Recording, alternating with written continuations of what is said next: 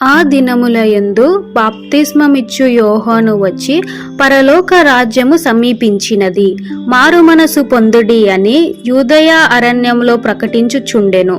ప్రభువు మార్గము సిద్ధపరచుడి, ఆయన త్రోవలు సరాలము చేయుడని అరణ్యంలో కేకలు వేయు ఒకని శబ్దమని ప్రవక్త అయిన యెషయా ద్వారా చెప్పబడిన వాడితడే. బాప్తిస్మమిచ్చు యోహాను ఇట్లనెను, మారు మనస్సు నిమిత్తము నేను మీకు నీళ్లలో బాప్తిస్మం ఇచ్చుచున్నాను, అయితే నా వెనుక వచ్చువాడు నాకంటే శక్తిమంతుడు, ఆయన చెప్పులు మోయుటకైనను నేను పాత్రుడను కాను, ఆయన పరిశుద్ధాత్మలోను అగ్నితోనూ మీకు బాప్తిస్మమిచ్చును. ఆయన చేట ఆయన చేతిలో ఉన్నది, ఆయన తన కళ్ళెమును బాగుగా శుభ్రము చేసి గోధుమలను పొట్టులో పోసి ఆరని అగ్నితో పొట్టు కాల్చివేయును అని వారితో చెప్పెను. ఆ సమయములో యోహాను చేత బాప్తిస్మము పొందుటకు యేసు గలిలయ నుండి యోర్దానుకు వచ్చెను. అందుకు యోహాను, నేను నీ చేత బాప్తిస్మము పొందవలసిన వాడనై ఉండగా నీవు నా యొద్దకు వచ్చుచున్నావా అని అడిగెను. యేసు ఇట్లనెను, ఇప్పటికీ కానిమ్ము. యేసు బాప్తిస్మం పొందిన తర్వాత దేవుని ఆత్మ పావురం వలె ఆయన మీదకి దిగి వచ్చెను. మరియు ఇదిగో ఈయన నా ప్రియ కుమారుడు, ఈయన యందు నేను ఆనందించుచున్నాను అని ఒక శబ్దము ఆకాశం నుండి వచ్చెను. అప్పుడు యేసు అపవాది చేత శోధించబడుటకు ఆత్మ వలన అరణ్యమునకు కొనిపోబడెను. 40 దినములు 40 రాత్రులు ఉపవాసముండిన పిమ్మట ఆయన ఆకలి గొనెను.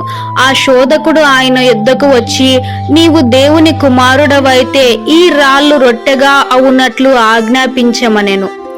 అందుకాయన, మనుషులు రొట్టె వలన మాత్రము కాదు గాని దేవుని నోటి నుండి వచ్చు ప్రతి మాట వలన జీవించును అని వ్రాయబడి ఉన్నదనెను.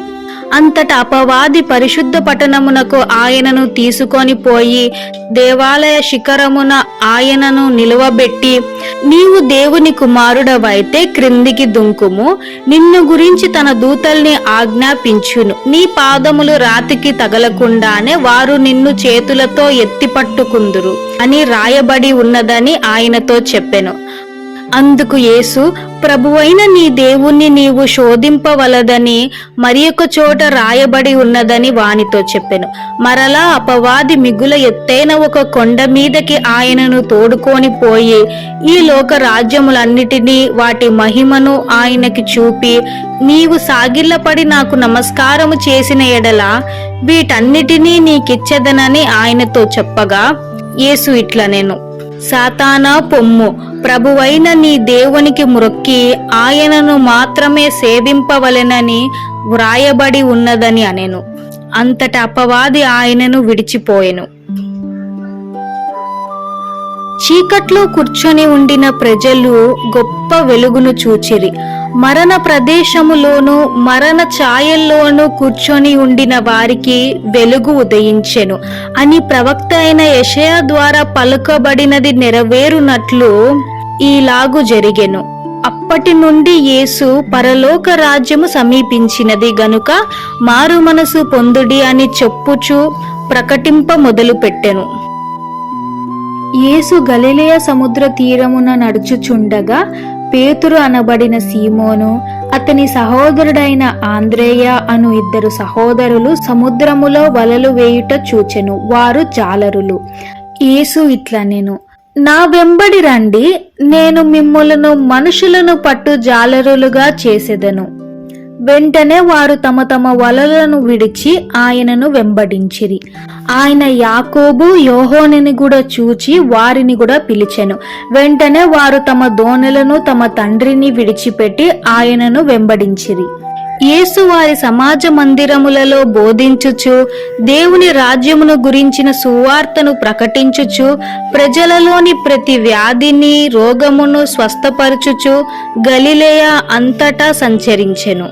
ఆయన ఆ జనసమూహమును చూచి కొండ ఎక్కి నోరు తెరచి ఇలాగ బోధింపసాగెను. ఆత్మ విషయమై దీనులైన వారు ధన్యులు, పరలోక రాజ్యము వారిది. దుఃఖపడువారు ధన్యులు, వారు ఓదార్చబడుదురు. సాత్వికులు ధన్యులు, వారు భూలోకమును స్వతంత్రించుకుందురు. నీతి కొరకు ఆకలి దప్పులు గలవారు ధన్యులు, వారు తృప్తిపరచబడుదురు. కనికరము గలవారు ధన్యులు, వారు కనికరము పొందుదురు. హృదయ శుద్ధి గలవారు ధన్యులు, వారు దేవుణ్ణి చూచెదరు.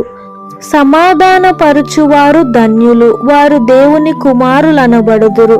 నీతి నిమిత్తము హింసించబడువారు ధన్యులు, పరలోక రాజ్యము వారిది. నా నిమిత్తము జనులు మిమ్మును నిందించి హింసించి మీ మీద అబద్ధముగా చెడ్డ మాటలెల్లా పలుకున్నప్పుడు మీరు ధన్యులు. సంతోషించి ఆనందించుడి, పరలోకమందు మీ ఫలము అధికమగును. ఈలాగు వారు మీకు పూర్వము ప్రవక్తలను హింసించిరి. మీరీ లోకమునకు ఉప్పై ఉన్నారు. ఉప్పు నిస్సారమైతే అది దేని వలన సారము పొందును? అది బయట పారవేయబడి మనుషుల చేత త్రొక్కబడుటకే గాని మరి దేనికి పనికి రాదు. మీరు లోకమునకు వెలుగై ఉన్నారు. కొండ మీద నుండు పట్టణము మరుగై ఉండనేరదు. మనుషులు దీపము వెలిగించి కుంచము క్రింద పెట్టెరు గాని ఇంట నుండి వారందరికీ వెలిగిచ్చుటకై దీపస్తంభము మీదనే పెట్టుదురు. మనుషులు మీ సత్క్రియలను చూచి పరలోకమందున్న మీ తండ్రిని మహిమపరుచునట్లు వారి ఎదుట మీ వెలుగు ప్రకాశింపనీయుడి. నీ పొరుగువాన్ని ప్రేమించి నీ శత్రువుని ద్వేషించమని చెప్పబడిన మాట మీరు విన్నారు కదా. నేను మీతో చెప్పునదేమనగా, మీ పరలోకమందున్న మీ తండ్రికి కుమారులై ఉండునట్లు మీ శత్రువులను ప్రేమించుడి. మిమ్మును హింసించు వారి కొరకు ప్రార్థన చేయుడి. ఆయన చెడ్డవారి మీదను మంచివారి మీదను తన సూర్యుని ఉదయింపజేసి నీతిమంతుల మీదను అనీతిమంతుల మీదను వర్షము కురిపించుచున్నాడు. మీరు మిమ్మును ప్రేమించిన వారినే ప్రేమించిన ఎడల మీకేమి ఫలము కలుగును? సుంకరులను అలాగు చేయుచున్నారు కదా. మీ పరలోకపు తండ్రి పరిపూర్ణుడు గనుక మీరును పరిపూర్ణులుగా ఉండెదరు. ఏమి తిందుమో ఏమి త్రాగుదుమో అని మీ ప్రాణము గురించి అయినను, ఏమి ధరించుకుందుమో అని మీ దేహము గురించి అయినను చింతింపకుడి. ఆకాశ పక్షులను చూడుడి, అవి విత్తవు, కోయవు, కొట్లలో కూర్చుకొనవు, అయినను మీ పరలోకపు తండ్రి వాటిని పోషించుచున్నాడు. మీరు వాటికంటే బహుశ్రేష్ఠులు కారా? మీలో ఎవడైనా చింతించుట వలన తన ఎత్తు మూరడు పెంచుకోగలడా? వస్త్రముల గురించి మీరు చింతింపనేలా? అడవి పుష్పములు ఎలాగూ ఎదుగుచున్నవో ఆలోచించుడి. అవి కష్టపడవు, వడకవు. అయినను తన సమస్త వైభవముతో కూడిన సొలొమోను సహితము వీటిలో ఒకదాని వలె అలంకరింపబడి లేదు. నేడు ఉండి రేపు పొయ్యలో వేయబడు అడవి గడ్డిని దేవుడు ఇలాగు అలంకరించిన ఎడల అల్ప విశ్వాసులారా, మీకు మరి నిశ్చయముగా వస్త్రములు ధరింపజేయును కదా. కాబట్టి ఏమి తిందుమో ఏమి త్రాగుదుమో ఏమి ధరించుకొందుమో అని చింతింపకుడి. అన్యజనులు వీటి విషయమే విచారింతురు. ఇవన్నీ మీకు కావలనని మీ పరలోకపు తండ్రికి తెలియను. కాబట్టి మీరు ఆయన రాజ్యమును నీతిని మొదట వెతుకుడి, అప్పుడు అవన్నీ మీకు అనుగ్రహించబడును. అడుగుడి మీకియ్యబడును, వెతకుడి మీకు దొరకును, తట్టుడి మీకు తలుపు తెరుచుకొనును. అడుగు ప్రతివాడును పొందును, వెతుకువానికి దొరకును, తట్టువానికి తీయబడును. మీలో ఏ మనుషుడైనను తన కుమారుడు తనను రొట్టెనడిగిన ఎడల వానికి రాతినిచ్చునా? చేపనడిగిన ఎడల పామునిచ్చునా? మీరు చెడ్డవారైనను మీ పిల్లలకు మంచి ఈవులు ఇయ్యాలనుకుంటారు కదా. పరలోకమందున్న మీ తండ్రి తన్ను అడుగువారికి అంతకంటే ఎంతో నిశ్చయముగా మంచి ఈవులనే ఇచ్చును. కావున మనుషులు మీకు ఏమి చేయవలనని మీరు కోరుకొందురో అలాగునే మీరును వారికి చెయ్యుడి. ఇరుకు ద్వారమున ప్రవేశించుడి. నాశనమునకు పోవు ద్వారము వెడల్పు, ఆ దారి విశాలమైనది, దాని ద్వారా ప్రవేశించు వారు అనేకులు. జీవమునకు పోవు ద్వారము ఇరుకు, ఆ దారి సంకోచితమైనది, దాన్ని కనుగొను వారు కొందరే. ప్రయాసపడి భారము మోసుకొనుచున్న సమస్త జనులారా, నా యొద్దకు రండి, నేను మీకు విశ్రాంతి కలుగజేతును. ఆయన దోణి ఎక్కినప్పుడు ఆయన శిష్యులు ఆయన వెంట వెళ్ళిరి. అంతటా సముద్రం మీద తుఫాను లేచినందున ఆ దోణి అలల చేత కొట్టబడెను. అప్పుడు ఆయన నిద్రించుచుండగా శిష్యులు వచ్చి, ప్రభువా, నశించిపోచున్నాము, మమ్మును రక్షించమని చెప్పి ఆయనను లేపిరి. అందుకాయన, అల్ప విశ్వాసులారా, ఎందుకు భయపడుచున్నారని వారితో చెప్పి లేచి గాలిని సముద్రమును గద్దింపగా మిక్కిలి నిమ్మలమాయెను. ఆ మనుషులు ఆశ్చర్యపడి, ఈయన ఎట్టివాడో, ఈయనకు గాలియు సముద్రమును లోబడుచున్నవని చెప్పుకొనిరి. ఒక అధికారి వచ్చి ఆయనకు మ్రొక్కి, నా కుమార్తె ఇప్పుడే చనిపోయినది, అయినను నీవు వచ్చి నీ చెయ్యి ఆమె మీద ఉంచుము, ఆమె బ్రతుకుననెను.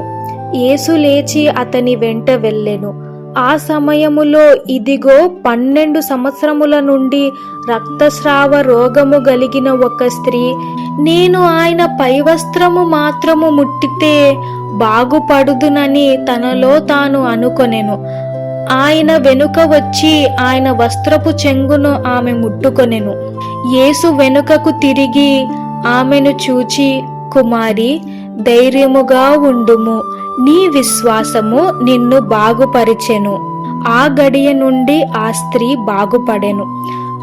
అంతలో యేసు అధికారి ఇంటికి వచ్చి ఆ చిన్నదాని చెయ్యి పట్టుకొనగానే ఆ చిన్నది లేచెను.